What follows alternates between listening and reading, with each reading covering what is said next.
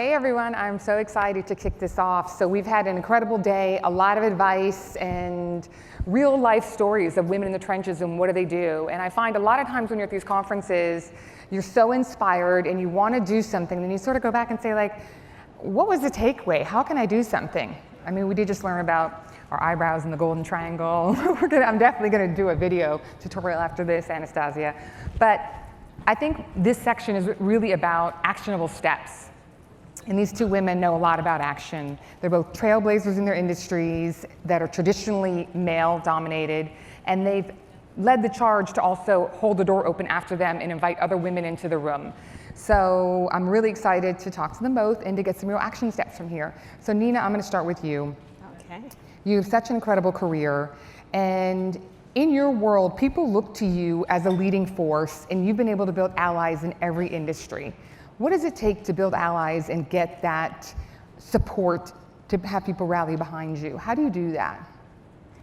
Well, first of all, thank you so much. It's such a pleasure to be here, and I love that last panel, and I'm going to keep that in my mind. I can't go back. Yeah. I think that just says it all. One of the things that I say sometimes to my clients as they're making their way in their career is I say, hold tight to the good people. And then let everyone else go.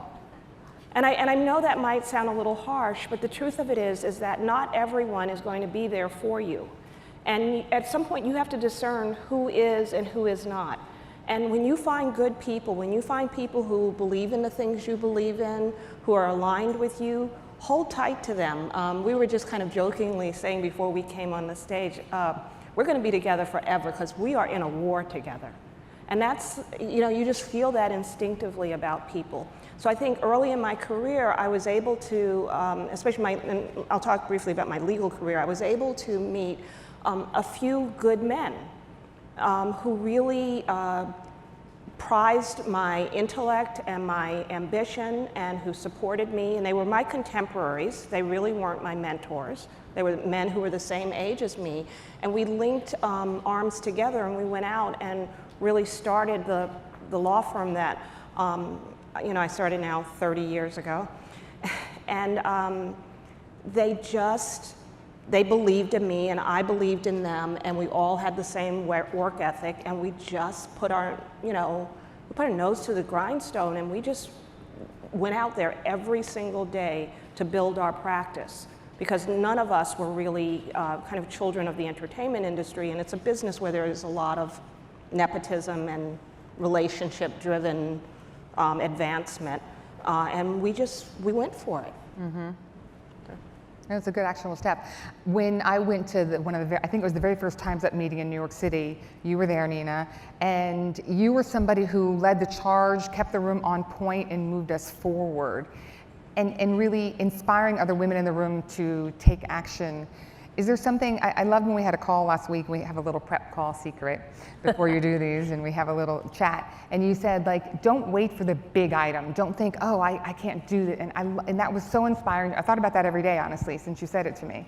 Can you tell us that philosophy? Yeah, I think you said in a really nice way that I'm bossy, but that's okay. No, we need to lead the charge. I like that. Yeah, I think sometimes we get stuck on this idea that everything we do that institutes change has to be like some huge thing. And if we can't do the huge thing, then we don't do anything. And the truth of it is that, it's such a cliche, but every journey starts with the first step. And I just really believe in taking that first step. So, every situation I'm in, work and personal and professional, I always try to think, what is it about this? I met at lunch. At lunch, I was seated with the Girl Scouts. I don't know if they're actually here, but yep, right there. Yep. Hi, Isabel. And I was just so moved by them, and I gave them my only Time's Up pen, and I promised I would send more. And it made such an impression on me that I know when I go home, I'll look at their website and I'll start to think about how I can contribute. And my contribution isn't going to be huge, but I know it will be appreciated. But it happened because someone reached across the table to me at lunch and said, hi, my name is Isabel. And I think that's just an example of a small step. That's great. Can I just add a little Yeah. bit about Nina? Because Nina's a relatively new friend. We've met in the past year. And so I've had a chance to watch her work in different contexts. And I think she represents so much of what is hopeful, that makes me optimistic about the future and the change that we can make in society. Because Nina is not like a chess beater. Like, she does not wear all of her accomplishments on her sleeve or like at all. She's a very soft-spoken leader, but she commands so much respect in all the different circles. We work together on Time's Up, in entertainment and in Time's Up and in many different contexts. Like, she's this like quiet leader. And I think we have been living in a world where in most cases the loudest person in the room generally commands most of the attention and most of the energy and like undue respect in many cases. And I think we're moving into a world where people who have different leadership styles and different personalities, and you can be an introvert or an extrovert, and you can still like be incredibly effective and command great respect. And I think the world of you. So. Oh, thank you. And it's one of the most wonderful things about Time's Up is that, as you get older, you kind of like your base of friends kind of narrows. I think that happens to all of us. So when you get to this point in your career where you can meet all of these great people, it has just been, I love all of you so much. I always start off by thanking my Time's Up sisters, and I really do feel it's a sisterhood, and it's an intersectional sisterhood because it's so easy for us to think that we don't have things in common with people, when the truth of it is, how you go to Europe or you go to a foreign country and you're walking down the street and then someone says something to you in English and you haven't said anything. And that's because we're just so readily identifiable as Americans. So there's something when we move outside of this space that we're in, that everyone sees as being so common about us. I wish we could see more of it in ourselves. And I say that from a place of, as a woman of color, and I'm very proud of being a woman of color, and very proud of being from Harlem, second generation. And that, I was raised at a time when Harlem was very, very segregated. 5 o'clock, every white person left Harlem. They closed their stores and they left. And my schools were segregated, all my teachers were African American. So when I started to move out of that circle, it was so uncomfortable for me. And I think that is kind of an analogy of what it's like when all of us move outside of our circles. And I encourage all of you to do so. I think that's a great point. I think Aileen also just taking the helm here and loving on Nina and lifting her up is one of the important things, and I think a really great actionable takeaway for us to think about. When you walk into a meeting and there's another woman in the room who has a superpower and she's not speaking up about it, you can say like, hey, Aileen, remember last week you solved this for me because you know everybody at the UN or wherever it is, and then people are like, that definitely was not me, that's a different example. So, that's not her example, but it's like, everybody in Silicon Valley, you do. So then people say, oh, I should call on her for that. And I think that, and I hate to be giving, sweeping generalization, but I think that men are much quicker to say like, I know everybody here, I can do that. I'm great at this. And I think we're a little more like, hey, they should know I'm great at this. They've seen me do it. And we don't call it up. So I think sometimes being in a room with other women and calling them out and saying, you're terrific at this, you're super well-spoken, why don't you lead the charge here, why don't you make the first call and break down the door for us, is really a great actionable item, which you just exhibited right here. Well, I think Desiree was encouraging us to come up with concrete examples of things that we can all do. And one of the things, I remember reading a number of years ago an article about women in the Obama administration, and how in the beginning of the Obama administration, in some meetings there were not that many women. And that the women noticed that the men would be like, oh, Joe, that's a great point, or building on Mike's point, or I love what Larry just said. And that they generally didn't tend to do that. Men generally don't do that for women. And so the women started doing that for each other. And there's a theory called the shine theory about how, if we're in a meeting together and we're the only women, if I build on Nina and I say I think Nina's right, I think we really need to follow Nina's lead, and she does that for me, then it helps balance out some of the power dynamics. And it helps also kind of bring up often the minorities in the room, who are often people of color and women. And so I think all of us can practice shine theory in our everyday life, whether in any kind of a meeting or a social situation. Notice who's not being listened to, who's not being heard, who hasn't said something, or who's who isn't as loud. And if you help prop them up or include them, you can give them more confidence. I think that's a small thing that we can do that helps a lot. Yeah, maybe that's a concrete goal the next time you're in a meeting. When you make a statement, amplify someone else. And do that over and over and over again. And you'll build allies. You talk about, one of your first question was, how do you build allies? That's one of the ways that you build, by acknowledging people's contributions. I want to go back to Ally's question for you, and I think it's even harder in your industry because we know that what you do, it's venture capital is 91% men. Yep. So that's hard to build allies when you're 9% of the whole industry, and you've done a great job. And I know a lot of men in Silicon Valley look to you as one of the women who have made it across the border, and they feel like they send you across the border. No, it is. We know that. Fair. So how do you build allies? What do you do? Is there any secrets you can share with us? I don't know if I have secrets, but I would say, so I work on a nonprofit in the tech industry called All Raise, where our mission is to try and accelerate the success for women of all kinds as founders or as funders. Hopefully we'll also expand to kind of team members and employees and what we call operators. And one of the things that's important to us at All Raise, and I've been actually taught this by a lot of my All Raise sisters, is like we try and motivate by greed, not by fear. But trying to shame people for the past, and the past that, the tech industry created for ourselves, we dug ourselves into a very deep hole, that we need a lot of people with picks and shovels to dig out together, that like making people feel bad for mistakes that we've made in the past is not gonna get people to dig harder and faster. But motivating people, and like because the venture capital in the tech industry is generally for profit, that they can be more successful if they actually do more on the right side of history faster is the way that we're going to get more people on the team. And so, I'm not like, I am pretty pissed off a lot of the time, so it's not like I always am just like taking the high road all the time. I have friends who take the high road more than I do, and they try and pull me up because there's a lot of good reasons to be mad and to be resentful, but try and like kind of vent with my girlfriends and sometimes my guy friends too. I think a mistake that I made I've been doing my job for almost 20 years, is that I think that all of us kind of shielded the men in our industry from a lot of the challenges that women and people of color or minorities have gone through because we were trying not to be a pain in the ass. And I think we were given the impression, like, if you were a pain in the butt, we really won't want you to sit around these tables anymore. So try not to be too, like, don't be high maintenance, don't be difficult. But as a result, people never heard what it's like. And they have to understand, like, you have to make people proximate to problems to understand them. And so I think, figuring out women are not gonna solve our societal issues alone.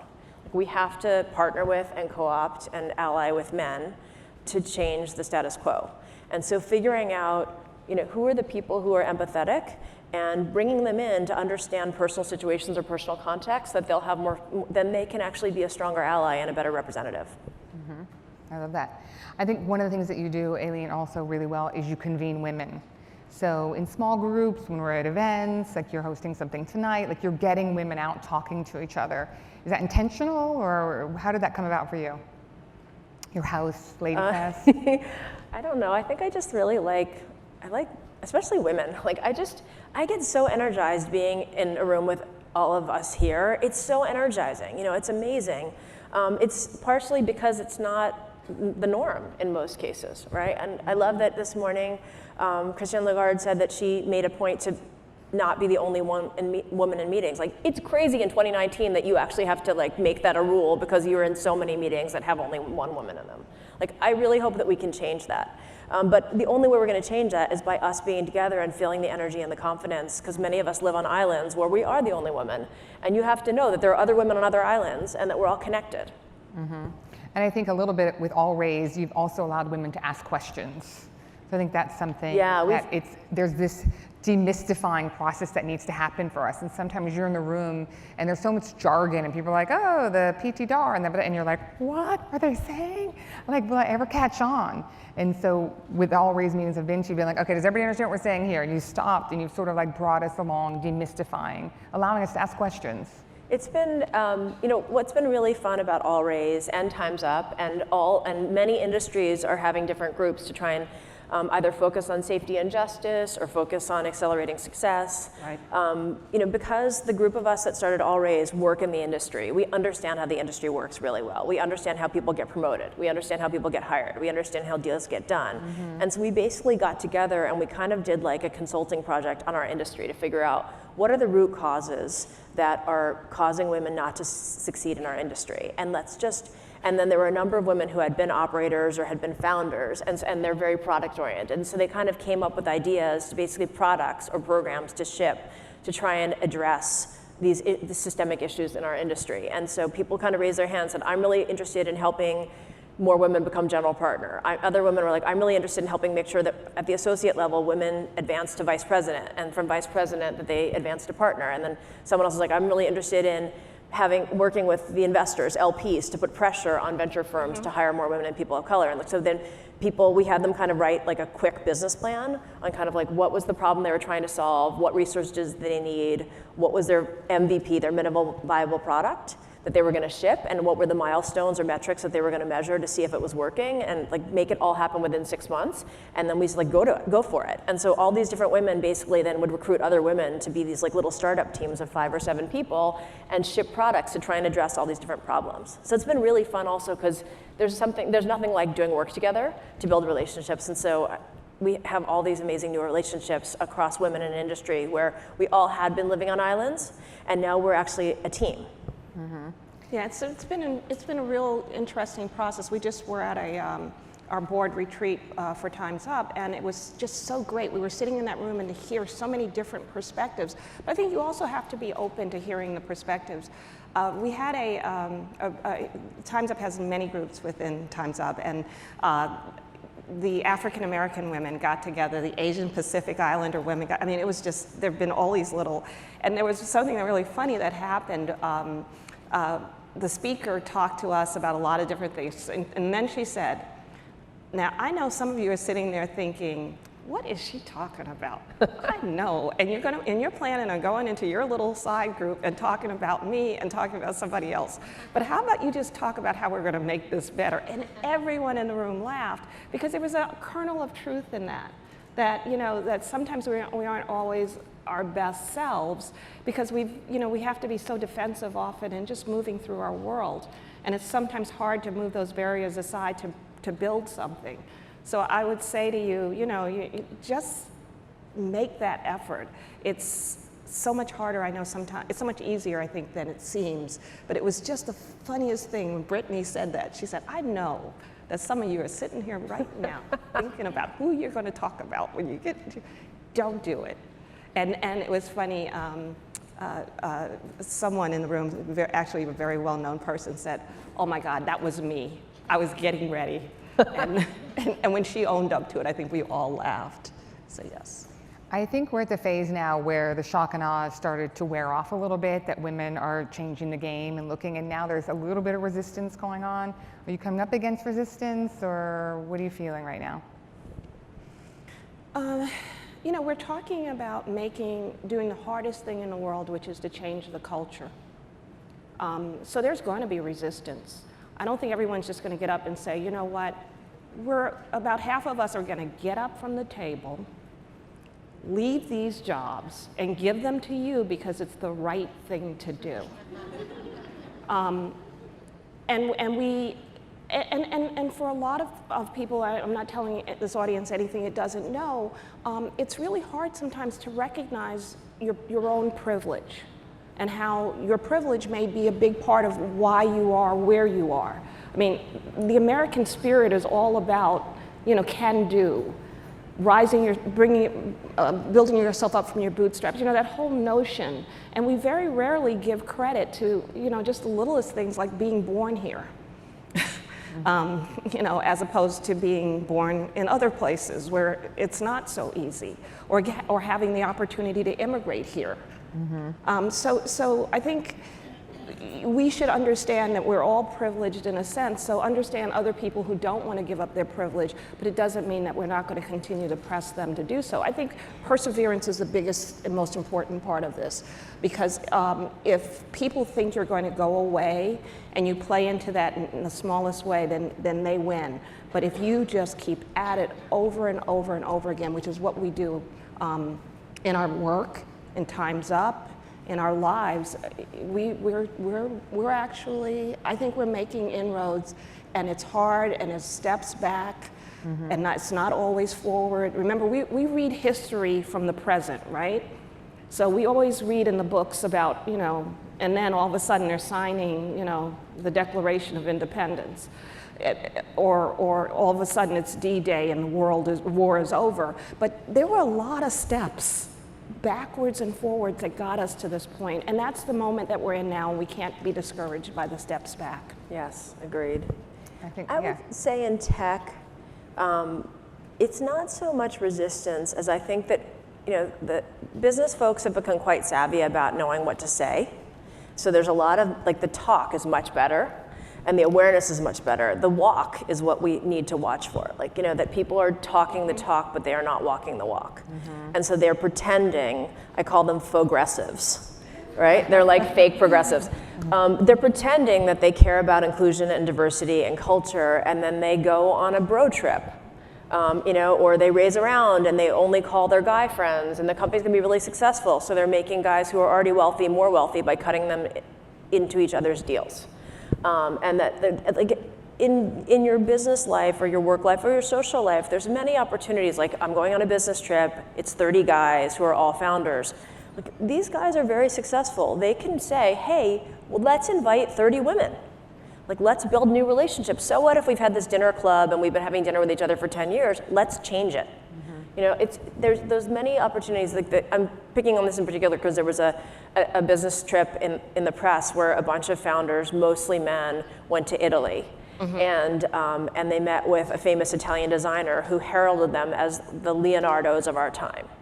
When a famous person calls a bunch of entrepreneurs the Leonardos of our time, what message is that sending? Right? You don't have to say Leonardos, right? But you're basically saying, from however many hundreds of years it's been, it's the same, it's men. And that's not true, but it's also not the message that we want to send. So in everyday language, both, the guys going on this trip, changing who's invited, but then saying, hey, I appreciate what you said, but I actually feel like maybe we should change it, so we call it something else. Little things that basically show that you're taking the effort to actually correct small things make a huge difference. And I say invite yourselves. I can't tell you how many times I've called and I've heard about guys who are meeting about something, and I'll just call and say, I'm one of the leading transactional entertainment lawyers in this field. Why wasn't I invited to that? Good for you. That's awesome. Wow. Yeah. Or if I hear that, the trades are going to do a story about, kind of senior entertainment lawyers, I called and said, when am I going to be interviewed for that? Because clearly I'm in that group. And I'm not saying that with any hubris. I am in that group. And everyone in that group knows that. So if you don't include me, you're not going to look good. You're going to look like you missed something. And that really did happen to me. I'll wrap up, say this very quickly. This is a person who is of some controversy, but the reason that I was on the first magazine cover I was ever on, which was Black Enterprise, is because the publisher of Black Enterprise called and said he was going to do this wrap-up about stories about Black entertainment lawyers. And Johnny Cochran called him and said, if you don't put Nina Shaw on that cover, people are going to know that you don't know who the really important lawyers are. Nice. And that's how I became part of that group. That's a super actionable item for us. We are in our last minute here. I wanted to give it one last action item for you guys. Is there anything special in the day that you think about? I know this is a little personal, but is there anything in the morning where you're like, I think in the morning when I get up, I sort of think about sometimes I'm putting on, I call it my suit of armor. So certain days if I have meetings and it's all men, I'll think about something that I feel like really powerful in, that I know that like I can just take that off my list. Like, okay, I'm ready to go. That's off my list. Now it's all about this. Like, is there anything in your day when you have a big day and you go out there to face the world? We're trying to create an army of action-oriented women here today. I have to admit, like the first thing I thought this morning is like we have 3 kids and I'm not home, and they're all at camp, so I'm like, are they gonna remember that they have to bring lunch to camp today? But